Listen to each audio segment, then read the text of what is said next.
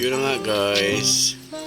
Ayan, pagdating namin dito sa location namin guys, may nakita akong aso.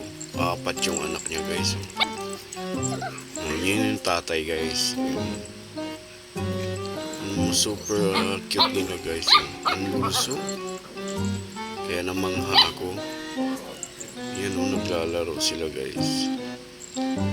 Wow, ang galing naman. Oh? Yun na nga guys, tinawag ko. Yan, lalapit sa akin kaso yun. Mga tatalunan ako kaya yan, binugo ko.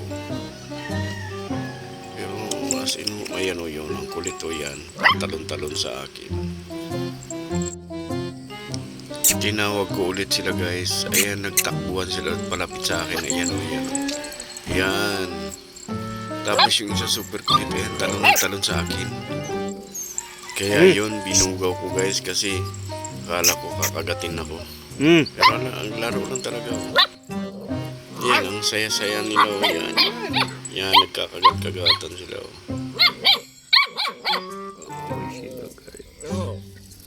Ang dami niyang anak guys.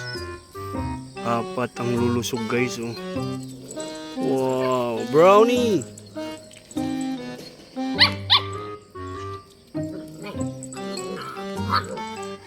Kaya pala malusog guys, dumididi pa sila sa nanay. Oh. Yun o yun. Galing ano. Healthy.